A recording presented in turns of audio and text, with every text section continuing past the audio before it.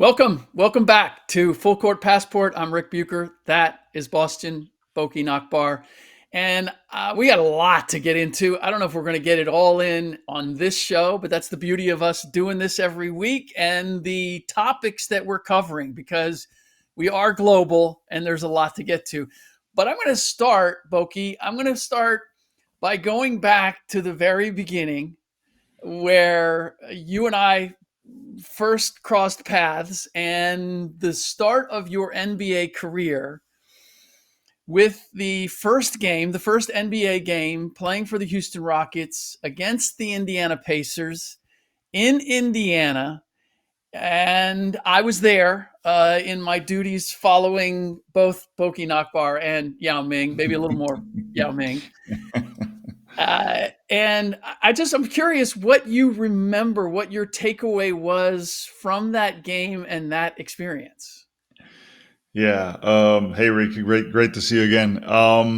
Man, long time ago. It feels like really long time ago. I mean, it is a long time ago, right? We're talking, I guess, October or early November, 2002, The one thing right? I did not put down is the date. Yeah, but But I don't remember if the it would season. have been the first week in November at that time. Okay, yeah, because that time the season started a little bit later. Yeah, So, I mean, I, to be honest, I thought about this game a lot as I was getting older, and then when I retired and all this, because it was kind of like it marks a special case, right? When you're like for the first time on an official NBA game, sure. it's of course a dream for every young basketball player. And to me, that game, it happened so fast, and so many things happened at the same time that trying to absorb everything, I think that's why that whole game for me is like a blur. Yeah, The only thing I remember is that I did score. I started the game because Glenn Rice was out at the time. I do remember that he was a okay, starter. So until he recovered, I was basically the starting forward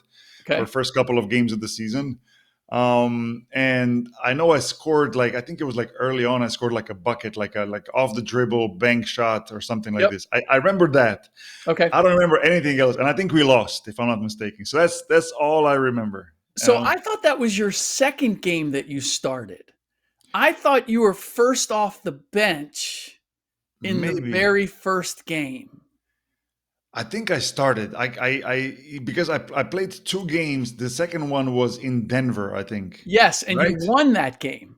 We won that game. Yes. So I think I started in both. I think I started in Okay. both. I'm telling you, it's like been like a blur, and I Yes. never really, I never like I never saw the game again. I never like Right, rewatched it or right. anything like this. Really? You never went No, back and no, looked at no. it? I don't. People who know me well know that I don't watch my games. So that's Okay.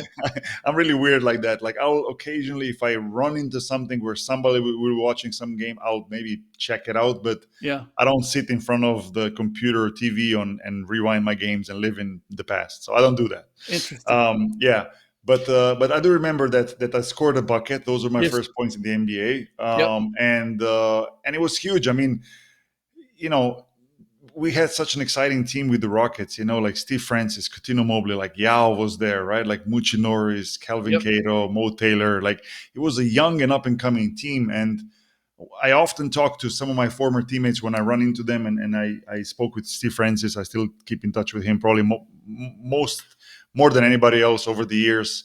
And we always talk about that, like what would happen if that team stayed together for more years Mm. than just two, and then the trades start happening, and then T Mac came in and Steve left. So interesting time, but I don't remember much. You were there to specifically watch the game, so you probably remember much more than I do. I do. I know that you outscored Yao. Yao had more, and I believe. See, I thought you came in off the. I thought you were the first guy off the bench that game and It's started the possible. next It's game. possible. It is possible. Yeah, you might be But right. you were right that Glenn Rice wasn't available, and you did score. Therefore, having two more points than Yao because he had more fouls than rebounds. Yeah, And you came, but this is what surprised me because this is what I had forgotten that he didn't start that game. Kelvin Cato yeah, did. you're right. And he came in off the bench after you Hmm. and was, I mean, I think he had two rebounds and no points and three fouls. And what I remember was I was thinking, oh, this going in to see him after the game. They lose. Yeah. He has a terrible game. What state of mind is he going to be in? Because I knew already like all of the pressure and focus on him from China and here. Hmm. And I went in and he looked at me and he had like a smirk on his face and he goes, nowhere to go but up. and and and that's when I knew he was going to be okay. I was like, if he can shrug this off, he can still have a sense of humor after this being the number one pick. He's going to be okay. And by the way, congratulations on keeping in touch with Steve Francis because he's been a hard guy Yeah. to track over the last few years. You know, I don't know how Steve is with other people around him. I can't comment on that. But one thing I will say is that he took me under his wing from day one. I don't know why. I don't know how the connection is. A guy from played in Maryland and is basically this young sensation in the NBA, and then a guy from Slovenia who nobody knows about, and we kind of Yep. clicked, right? So he would stay after practice and play one-on-one with me, or when my brother visited he would play one-on-one with my brother. He would bring in like a tailor to get me clothes done for me. Like he would leave his Sean John boxes and say, Rook, that's all for you, and I would wear all baggy clothes and be all cool, right?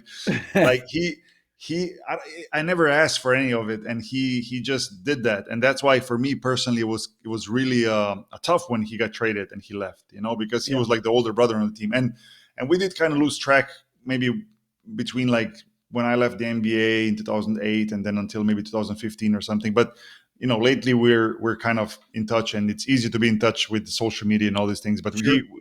we'll sometimes comment each other's Instagram posts or whatever. So it's good to see that he's still this. At least to me, he's still the same old Steve Francis. So one of the first cover stories that I wrote for ESPN the magazine was about Steve Francis, and we got a photo of him with Destiny's Child, I which remember. I included remember that. Beyonce Knowles, right? I remember that. Right?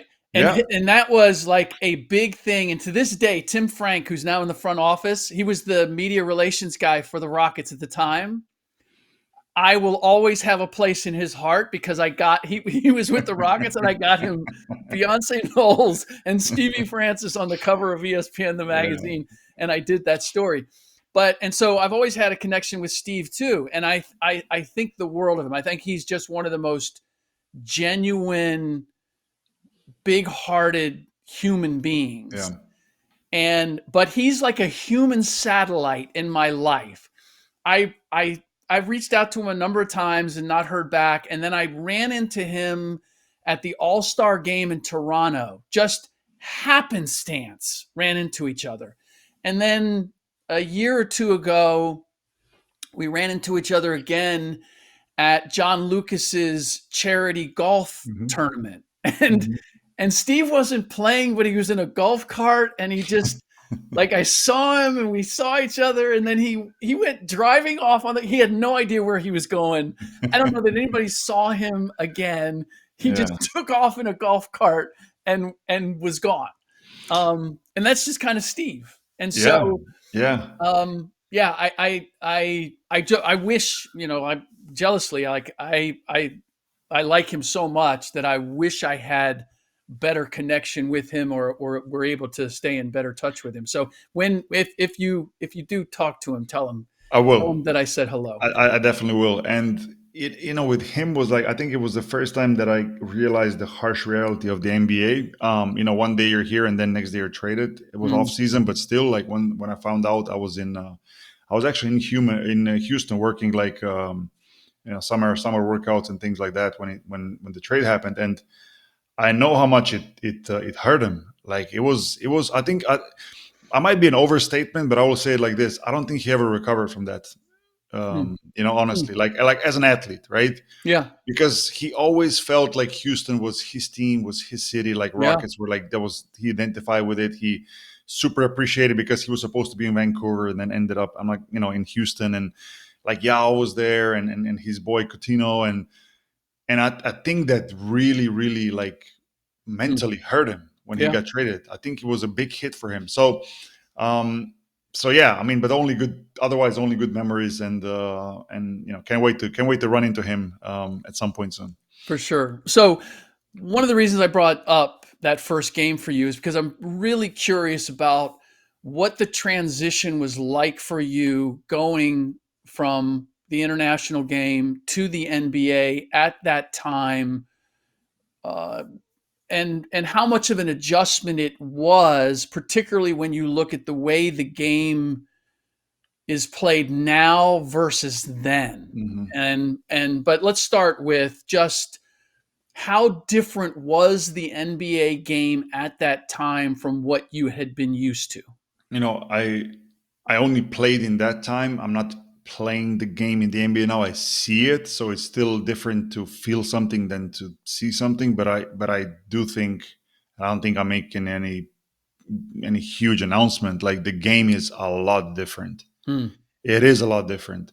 The amount of physicality back then, and especially the amount of ISOs you would see and situations that they would put you in, and you couldn't if you couldn't defend, you couldn't stay on the court, Mhm. and all that stuff was incredible. Like because you know, Rick, like all the everybody played on the post. Like the post game was like the game. Like Yep. that's where basically games were won and games were decided. And even some point guards would like back players down Sure. play back to the basket, and then if the double team came, they would kick the ball out and so on and so on. So when I was in these situations, like it was tough, to be honest. Like that was probably for me the biggest adjustment. Like defense after defense, having to guard guys that would post me up on my position and take advantage of the fact that I wasn't as strong or wasn't as quick with my Mhm. feet until I adapted my body to that style of game. So Right. much different than what we see now, where it's like an up tempo, up and down game, a lot of pick and roll, a lot of penetration, a lot of kickouts, threes, right? Like back then, there were not so many threes being shot as now. So definitely, when I watch NBA now, I see a lot of difference from that time. By the end of your time in the NBA, had it started to shift toward, because they started blowing the whistle a lot. Hmm. They started and freedom of movement and all of that became an emphasis. Hmm. And it took them a while to kind of get to where it is now, or where it was. I think they're going back to more of a physical style where it was, say, 5, 6 years ago, or maybe even longer than that. I think, but there was, I just remember where now suddenly it was like if there was any contact whatsoever, there was a whistle being blown, and it became much more conducive to offense and free flow. Did you experience any of that before you went back overseas? A little bit. I think if I compare though that 6 year span that I was there from 2002 and then 2008 at the end, I could see it, but I saw more shift in tactical part in the NBA than anything, because you started to see those teams playing small ball more. We actually played it with the Nets, right? We would have the five players on the court, not starters, but for the majority of the game, especially down the stretch, was basically Jason Kidd, Vince Carter, Richard Jefferson, myself, and then the five, which would be Mikey Moore or Nenad Kirstic or Twin Collins, right? So, Yep. um, and other teams did the same. So we were not the only ones. I mean, Phoenix probably started it, and then everybody kind of followed that suit, but you could see that switch, and with that I think the game became quicker, it became more open, the threes started to became more important, more emphasis, and I think all that then led also to some rule changes that allowed for the game to be Yeah. much quicker and much different. Yeah. How much do you think that shift benefited international players? Because as we've seen the game evolve, we've also seen the rise in the status of international and the value of international players come along, whether it's Manu Ginobili or Dirk, or like there was a time where, Vlade Divac was a legendary, unless I'm wrong, like sort of a legendary player coming overseas, and yet he was looked at as almost not a backup, but certainly he was a role player. You didn't have Mhm. international players that were considered part of the nucleus of teams in the NBA. Yeah, I think second part of the '90s probably started to change that a little bit, where you saw. I mean, first it was Dražen, right? Dražen Petrovic, who Yeah. became, the main guy with the Nets, right? So that was maybe the first, and then you saw kind of Tony Kukoc, especially the year that Michael was out, and he Yep. took a bigger role, and he became the next, and then Dirk, right? Dirk was, and Steve Nash, obviously. So I think those were like the guys that at least I remember that were changing that narrative of international players only being role players, and then others follow, right? Pau and Tony and Peja and those guys becoming then all stars, and I think then it slowly changed into what it is today. I mean, it's a Yep. 20-year gap, but still, right? Like somewhere I had to start. Um, but yeah, I still think that at least in my time in the NBA, like majority of players, if you became a role player or if you were a rotation player, like it was already a lot. I think that obviously wanted to have best careers possible we could, but for a lot of us who were not stars in our teams, to be in rotation and to have an impact on games, especially in the playoffs, was huge already. I think that if that was achieved, you already kind of like made it, and you put like a check mark next to your Yeah. career. Like I succeeded, right? Like what else can you ask for? And it is true, because so many international players still today never get that chance. I mean, some Yeah. of them are because of the injury, because of not a right fit, but some of them are just simply not good enough. Like but to have a chance to play and to play on a winning team, it's huge. How much did culturally did you see it shift? Because the hallmark for me was there was always, when I first started covering the league in the 90s, the foreigners and the foreign culture that was over there. And then I think the big shift was when I saw guys like Kevin Garnett become soccer fans Hmm. and embrace soccer. And then we're embracing European international fashion, like guys dressing and it wasn't all It's so funny you street. mentioned that. It's so funny you mentioned that, because I played two years in Italy before I got drafted. So I go to draft in the, what's the brand called, Walter Zegna or whatever it is, like Italian brand Xenia, suit, yeah, right? Zegna, right? Like yep. I had like a, for that time, tight Oh, that was suit. top of the line. It was tight. Like all Oh the yeah, yeah, guys yeah, had the yeah, bag clothes. I yeah. remember when I came to Houston, all the guys were making fun, saying like, "What are you wearing this tight suit for?" Right? And then only Catino Mobley, he was the only one that started wearing like tight clothes, and he's like, "Yeah, I can see that Italian style." Like it was rare, Yep. but it started slowly then to catch up, right? But it wasn't so odd if you had tighter wear or more Yep. fashionable wear.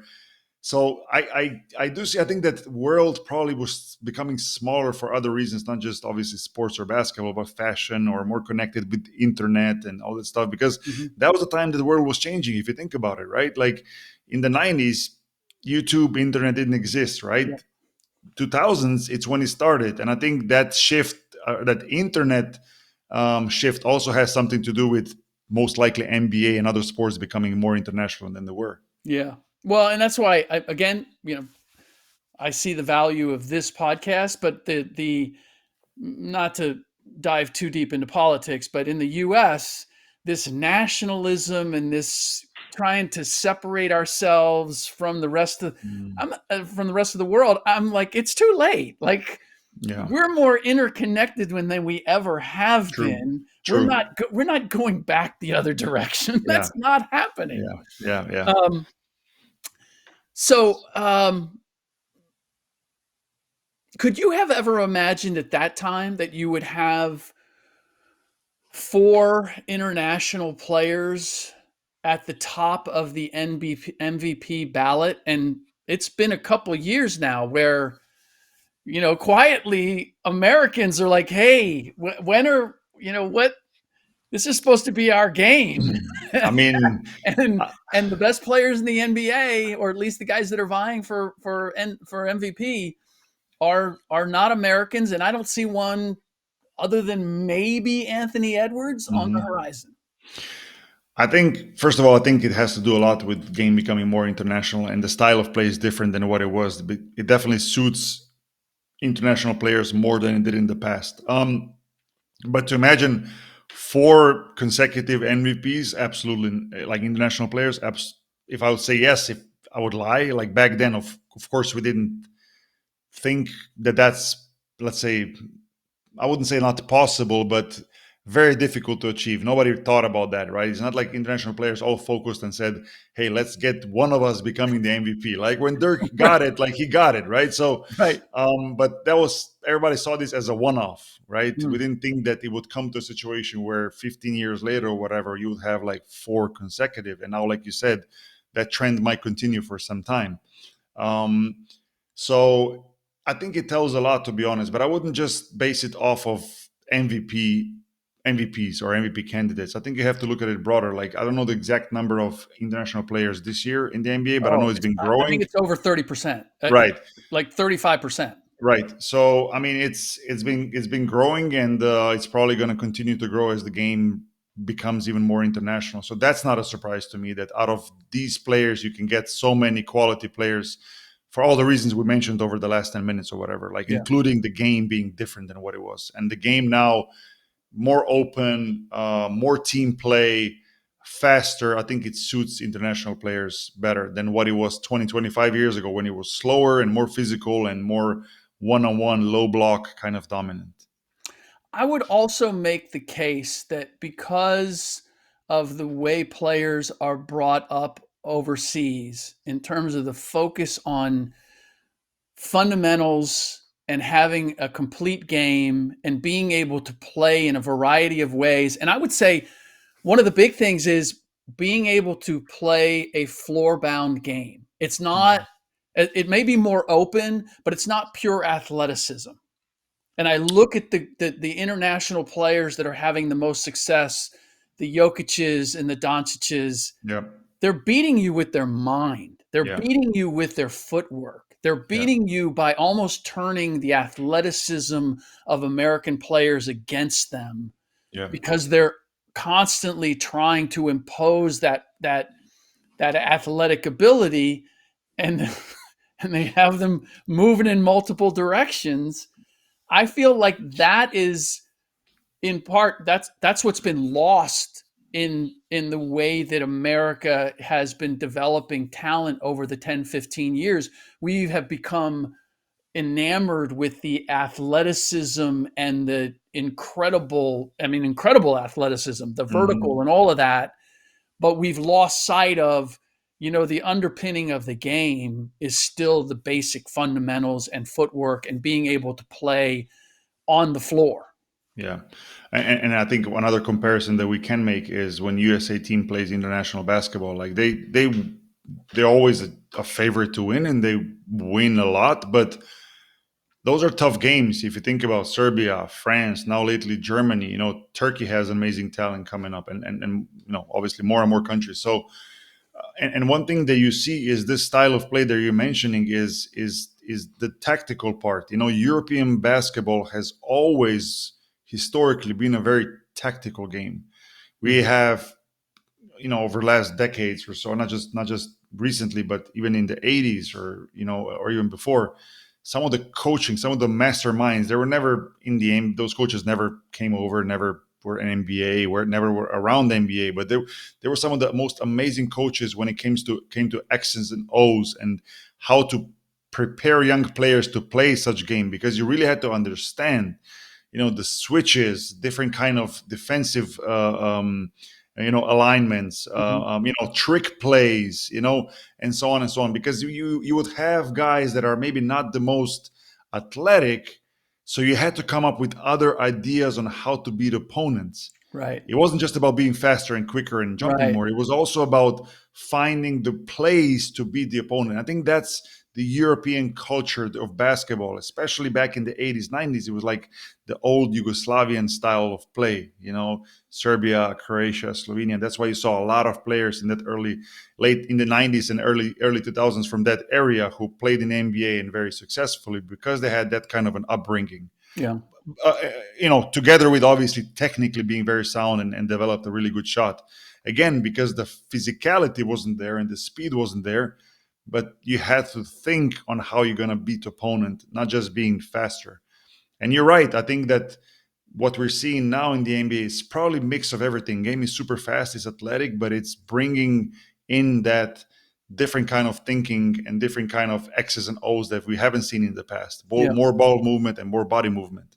This is where it's going to be difficult for the US to turn the tide on where it's going, is that I look at whether it's France or even Canada, obviously in Serbia, each one of these countries has a system in the way that it teaches basketball. There's a certain conformity or mindset in terms of how you teach the game and how it's played. And and so you have all these systems, and what I've seen is a lot of these countries have, like France as an example, like they're going to some of their colonies, they're finding the athletic talent in other places and then bringing it to France and putting it into their programs and cultivating it. And so they're getting the best of both worlds. They're getting the athleticism Yeah. and the fundamentals. And the United States, as big as it is, and we've always thought, like, look at all the people that we have and the games played all over, and just by mass numbers, we should have more talent. And we do physically, but we don't have a collective system in terms of how we teach the game. And that was the real game changer for Canada, is that they came up with a way to credential coaches having to go through a program of how we're going to teach the game. Even simply like, which pivot foot are we using? You know, we're going to be consistent on both sides of the floor. Little things like Yeah. that became universal. And that's where I see. I don't know that it's going to shift anytime soon in terms of the U.S. being able to harness the great athletic talent that this country produces. Yeah, it'll probably have to be a shift in mentality, and especially, and not just, I'm not just talking about the highest level of professional sports, but also with the younger players. You know, in with coaches who are working with young players, like, start changing the way game is coached and the way game is seen. More passes, more ball movement, more movement without the ball, not just focusing on who has the ball and let the one guy create 1 against 5, 1 against 5, which I occasionally still see a lot when I check out, high school tapes or AAU tapes and so on and so on. You don't see that. If you compare that to the club basketball in Europe, occasionally you'll see it. Sure, I mean, there's talented players who have more right on the court to do it, but in general, it's not that. If you go to any serious tournament in Europe for under 16, under 18, under 20, you will not see that kind of basketball. It's going to be body movement. It's going to be ball movement. Yeah. That's what it's based on. So this kind of leads me into the next topic, which is comments made by a legendary Serbian coach, Željko Obradović. I'm pronouncing Yep, that correctly. you are.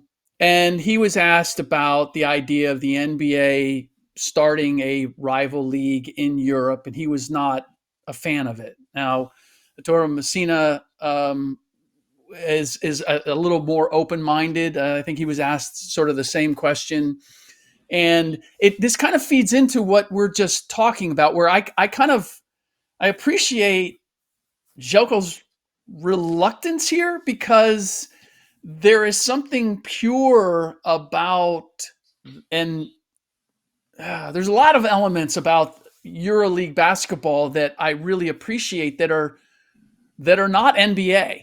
And I would hate to lose that. Yeah. I can also see where there are advantages to that place. And you, as the director of the Players Union, I mean, this is kind of a hot topic subject for you. So I will understand if you tread carefully.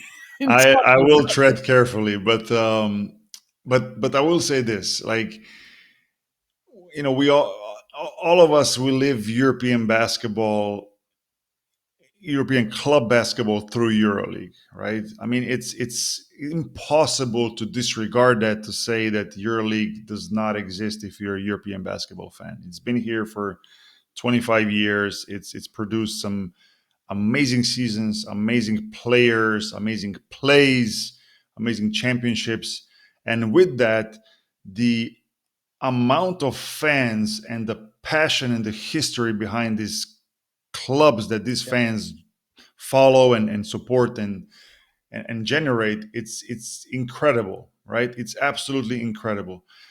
From the And I'm going to say this very carefully, from the player side, I almost wish fans would follow players more, but I understand it. Hmm. Fans follow clubs Hmm. in European basketball Yeah. more than anything else. Yeah. Olympiacos fan is going to stay Olympiacos fan for life, no matter where players move. Partizan fan is going to stay Partizan fan. Barca fan is going to stay Barca fan. It's different. Yeah. And when we're talking about NBA Europe and all the potential changes that will happen in European basketball landscape, which nobody knows when or how exactly at this point, I only hope that that part gets preserved. Yeah. That's my whole thing. Like, we cannot lose what makes European basketball, which is the history, the passion of the fans, the love for the game. Because if you ever go to a EuroLeague game or any other, I would say, good league in Europe that has fan following, you will feel that. It Hmm. is different than it is when in the NBA. And me, as a former NBA and EuroLeague player, and people always ask me where I enjoyed it most, and I always enjoy my time in the NBA most because it was my dream to play in the NBA, and I lived it. I also enjoyed a lot EuroLeague and all that, but the passion you see here is not comparable to the NBA when it comes to fans and Yeah. the culture and the history behind it, and how passionate these fans are when it comes to supporting their club. Yeah. And in all these changes, the only thing I don't want to see is that we lose that, because we Yeah. can't. That's the core of European basketball. I'm with you. And having seen what the NBA does, the NBA is so good from a business standpoint. They really Hmm. know how to monetize the game.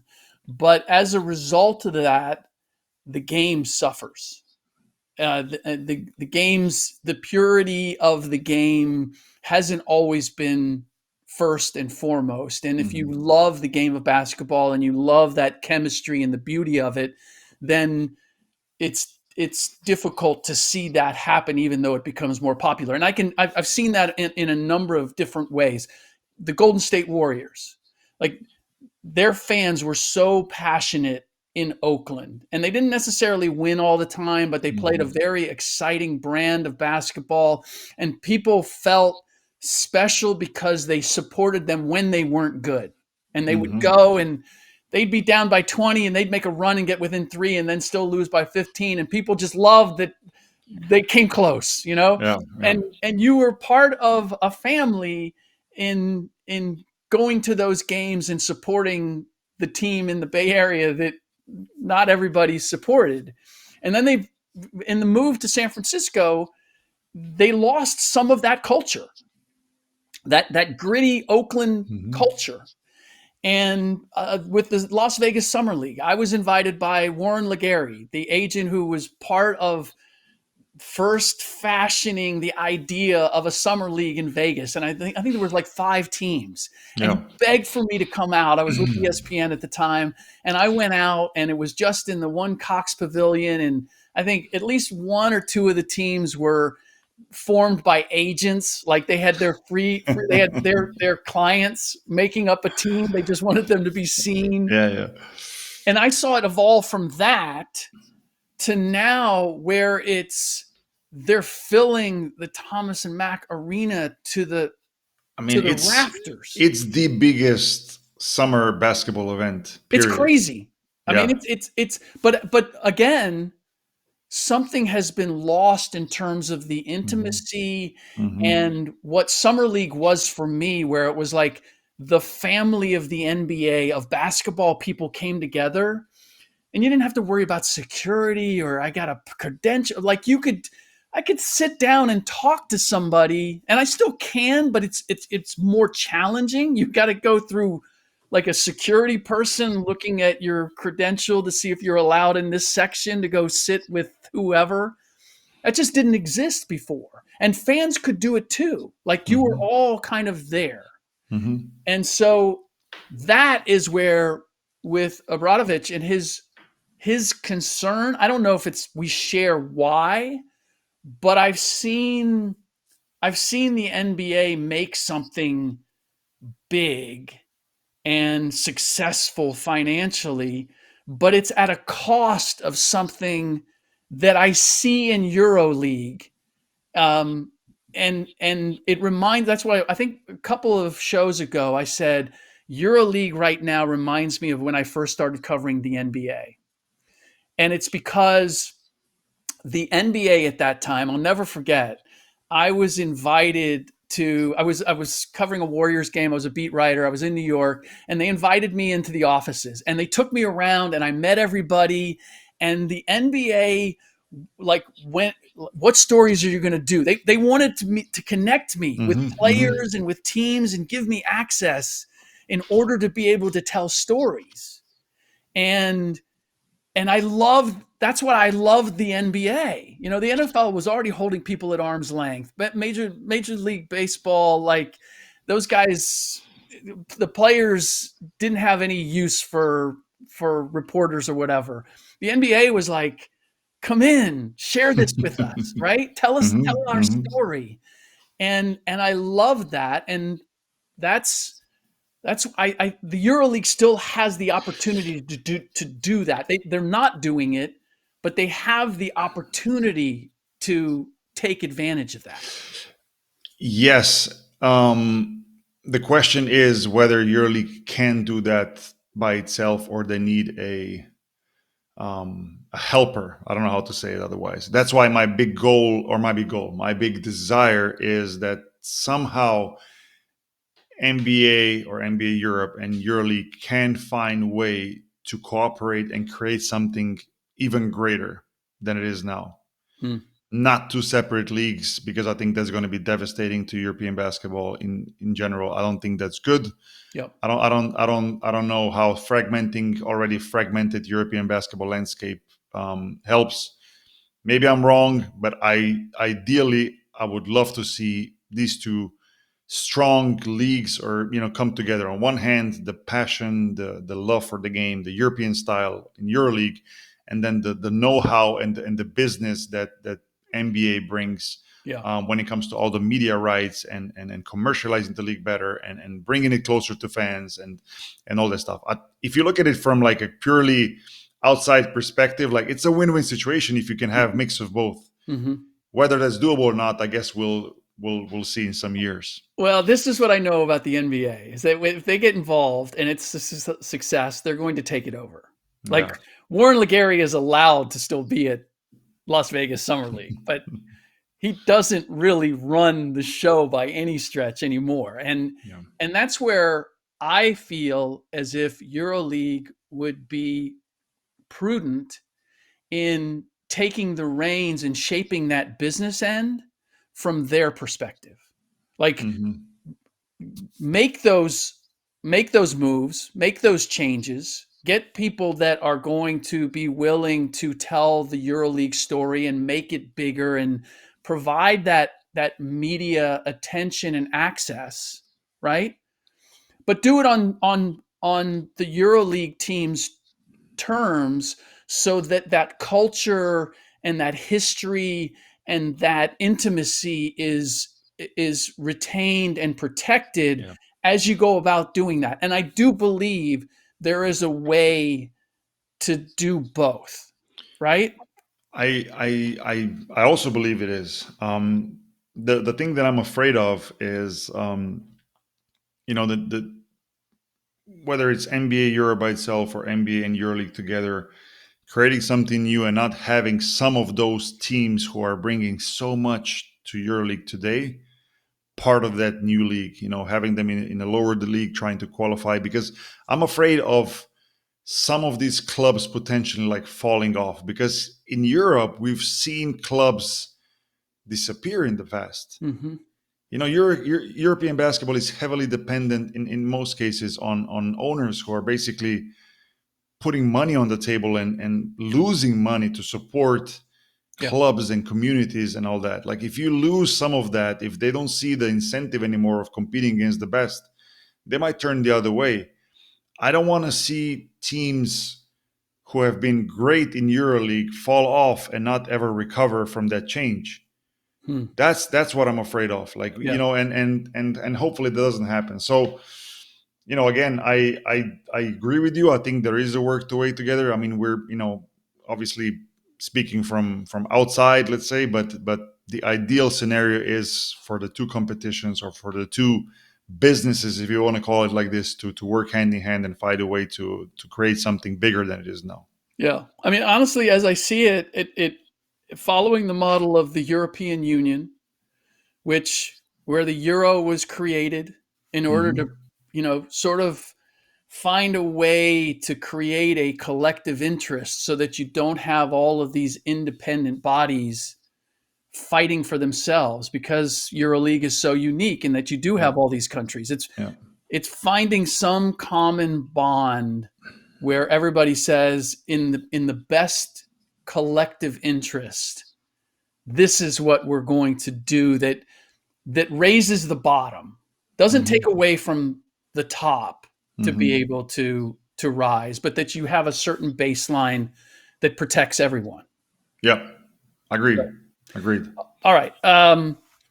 And I'm unique in this because, or I have a unique perspective because I do a lot of media training Hmm. with teams, and have over Yeah. the years with athletes and front offices. I did one NBA team from top to bottom, from owner to the players, in terms of, hey, if you guys all need to be on the same page, and you have to understand how it's a benefit to you to interact with the media. How important is that? In your opinion, how important? Not just how. I know it's very important, but why? And why is that a game changer for players, coaches, front office to be on the same page and to understand the big picture, where the team is, where they want to go, and to translate that message to Yeah. their fan base and wider? Well, number one, if you're trying to, like, there's sort of a perspective, a cynical perspective, that we want to keep the media at arm's length. We don't want to let them in, because if they get some of our business, then they're going to report on our business. And if there's any disagreement or whatever there is within our franchise, then that's going to make us look bad and and whatnot. So it's better that we just keep the door shut. And my, by doing that, you're not allowing the media to tell your story and to broadcast Mhm. who and what you're doing, and cultivating the relationship with your fans. And we're never going to get away, as much as people like to vilify the media today, that's become popular. The reality is, when you have a third party presenting who you are and how you operate and what you're all about, it has more authenticity than when you're speaking for yourself. Mhm. When a team is advertising for itself, there's always going to be, well, of course, of course, they're going to say all the good things, and they're Yeah, going to yeah, say they're yeah, this yeah. and that. It doesn't have the same integrity as someone who's outside of that sphere saying, you know what, these guys are about the right thing, even when they're not winning. See, that's Mm. the big That's the thing. thing, is being able to entertain and tell a story and get fans to believe, when it's not just you're not winning championships. There's a way to sell hope and belief and give entertainment, and that's what the media is capable of doing. In order to do that and not look fractured, that's where internally you have to make sure everybody understands this is what we're about, Hmm. and be able to address any differences before you go out there and meet the public. But in this might be a little bit of a, maybe not, but maybe a provocative question. Like, in your career, did you experience that there was ever a filter between a team and yourself and players of that team, meaning that you had to have your story or your reporting checked by the team before it was released? Does that even exist in the media in the States, where a team would want to have a full control over what's being distributed to the public? We see that in Europe, and that's, I Yeah. think, still Europe is still far behind on that. It's too much controlling, Hmm. and oftentimes the byproduct is that fans don't have direct access through media to the players.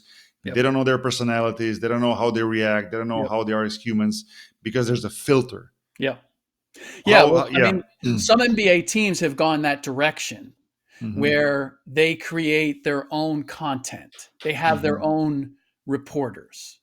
But those reporters are only going to report on the good stuff. Like and the good stuff I just mean like it's all happy Yeah, things. yeah, Like yeah, yeah. they're not going to address any of the issues. And this is where, when I first started covering the league, it was the Golden State Warriors and Don Nelson, and we were allowed to come in and watch practice at times. Sometimes we could see Hmm. the entire practice. And, sometimes something would happen. Guys, Hmm. somebody'd throw an elbow, guys would square off, like you'd have things that would happen. And the understanding was like, unless it's affecting the overall team, those things are going to happen. I'm not going to write about it because if I write about it, it's going to make it something bigger than it actually is. Hmm. Now, one of the problems today is like largely because there's not that relationship anymore. Then anything that comes out that is the least bit titillating or could go viral is being thrown out there. And Hmm. there's no unspoken, unwritten rules about what the relationship is going to be between the two sides.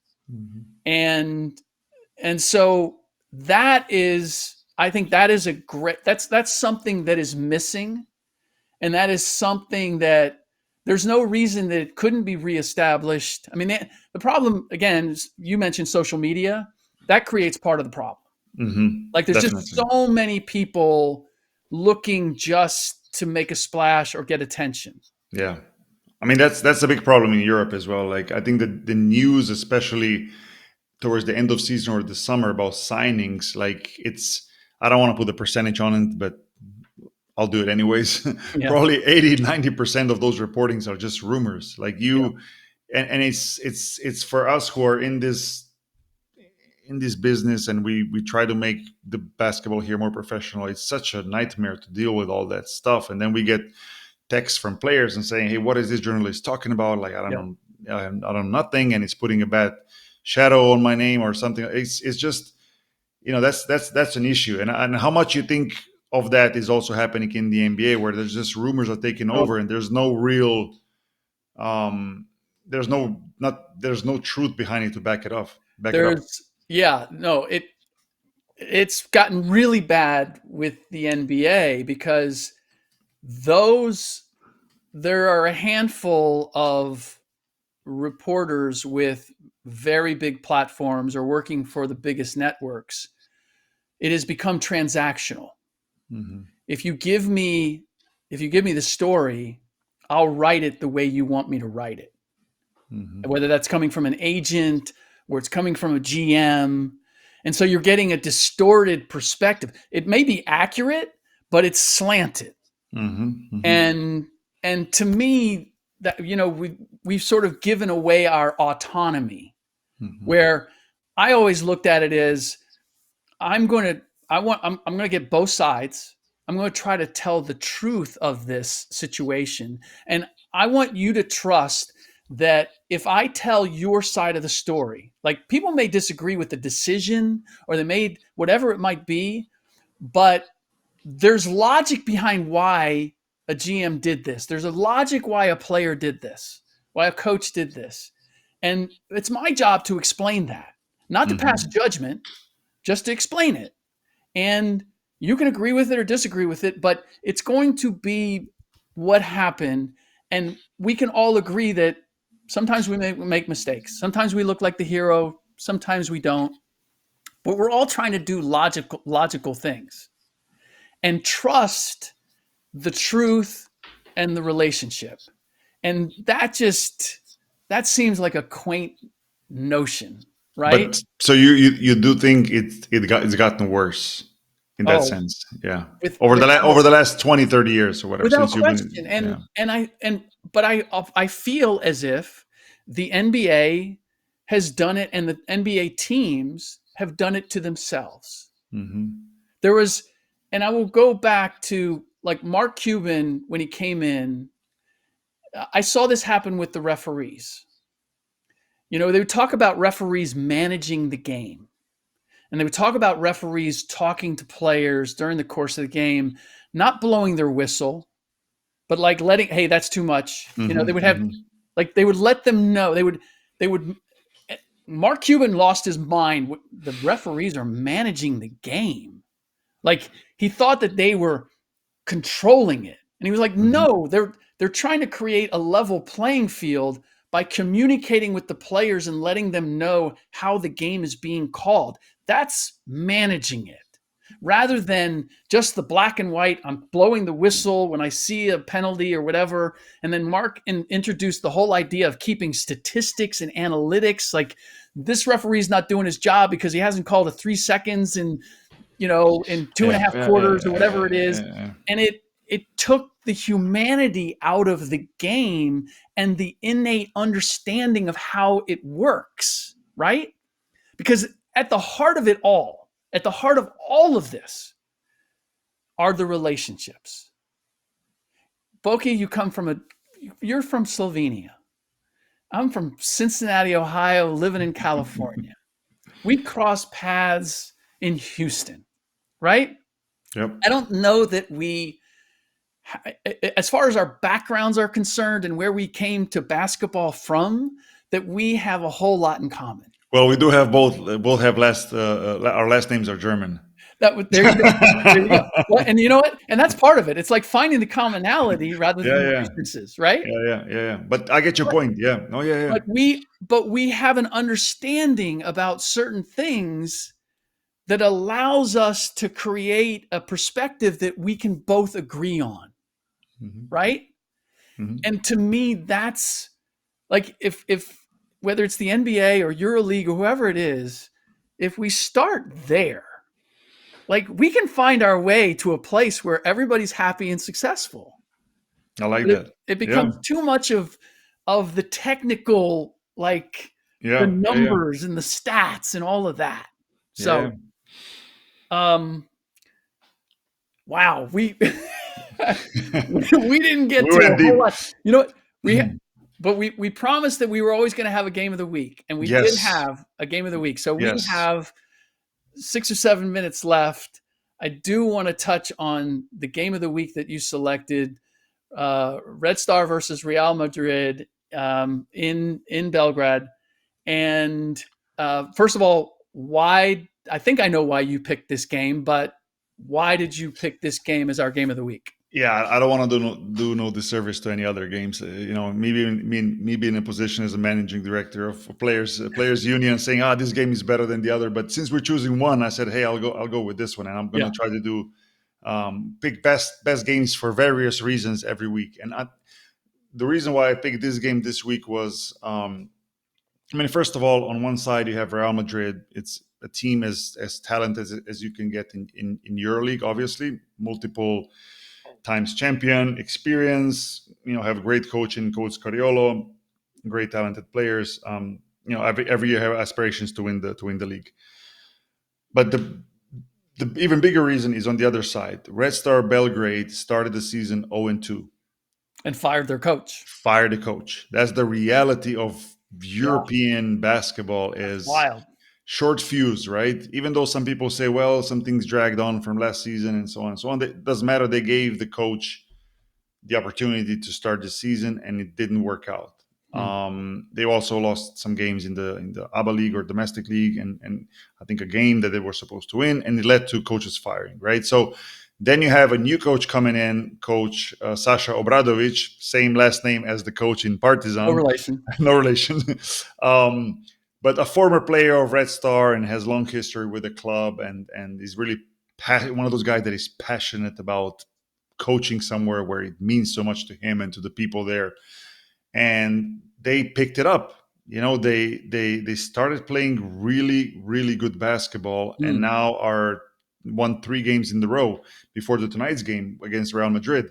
And that's why there was such a big hype about it, because they won 2 games in the row. They were playing at home. This big basketball club, Real Madrid, yeah. comes to play in your court. And I was really interested to watch whether they're gonna withstand the pressure of now winning 2 games, and now we're past the losses and everything, or they're gonna be able to or if they're gonna be able to continue. Yeah. And they did. They started slow. Madrid took control early on, played some zone, which was interesting. You don't see a lot of zone in European And basketball it was a anymore. 3-2 zone too, Yeah, which you yeah, yeah, generally yeah, yeah. don't. You don't see two guys on the back You line. don't. So, and it worked for a while. It worked, but Yep. then towards the half, Red Star, picked it up a little bit, and then second half started great, went up 10, 13 points, and was able to hold the lead. And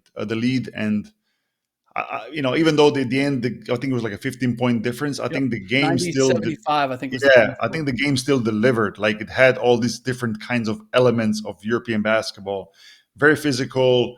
We saw some zone. We saw the one team being up, then it changes, fans going crazy, and all of that. So um, great game. But I think that Red Star obviously picked it up. They're going to be a very dangerous team going forward. And my opinion is we haven't seen the real Real Madrid yet this season. I think they still have a lot of reserve. They're going to pick it up. It was interesting. They played Real Madrid came out and played like 12 deep early on. Hmm. And I think part of it, if I'm not mistaken, this was like their second game in the last 48 hours. They had Yeah, just yeah, yeah, played, yeah, yeah, yeah, yeah. right? They played against Partizan in Madrid before Yes. that. Yeah, yeah. Yes. And so I kind of understood that. I also thought in a lot of ways, I mean, there was a lot of high pick and roll. Their games and the way they played were very similar. Hmm. What I was really curious about, and again, this is one of the cultural things that EuroLeague has that I would never want. Like, this is where it scares me with the NBA. The crowd organically chants and sings and gets behind the team and feels the momentum of the games Yeah. and adds and fuels it. And you don't have like a jumbotron where it's like make noise or No, like telling none people of what to that. cheer or whatever. Like I never want to see that in EuroLeague. I No, yeah. mean, that's so refreshing, right? Yeah, it's when you say the word naturally, it is true. Even though it is orchestrated by a fan group, usually that is That's basically fine. but it's not like you said. It's not a jumbotron. It's not like, hey, let's Yeah, tell fans it's to not yell some defense now. wizard up in a No, booth, no, no, no, like no, no, no, no. right. It's that's the that's from the fans perspective, fan support perspective. That's the huge difference, right? Yeah, It comes naturally and comes from the heart, and it comes when it's needed the most, right? Like, yep, your home team is on a roll. They're picking up. They're about to tie the score or go up by a point. Like, fans feed off of that, and that's why I thought that this. That's why I wanted you to watch this game to kind of relive that before, even though I know you've seen it, but yeah. it kind of showed what European basketball, club basketball, is really about. So this is my question from a player perspective. Real Madrid comes in and you could feel the momentum change. When you have a crowd that is putting that much energy into the game and is that loud, I mean, that has to be palpable. You have to feel that, right? Yeah, Is that part of the fatigue factor in that you are not is it not just revving up the home team to go hard, but you're kind of fighting that pressure coming the other way, and you may not be fully conscious of it during the course of the game, but I gotta feel like it has to be draining to be it's fighting draining. against that. It's so draining. It's so Hmm. draining, but it is a double-edged sword, because if you go play on the road where the team is known for a crazy fan base, and you have a good game and you're able to react to that and you're able to shut those fans down, Mm. it feels amazing.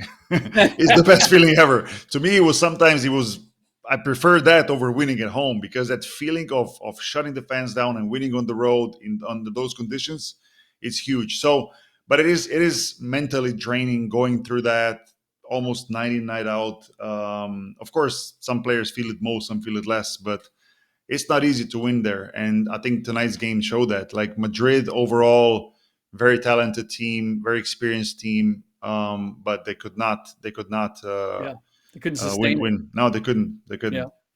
All right. Well, as with every show that we've done, there is far more that we wanted to get to that we simply don't have time to, but we will. We will continue on in the next episode. Great seeing you again, Boki, and we will pick this up this time next week. To all of you out there, thanks for joining us. Thanks.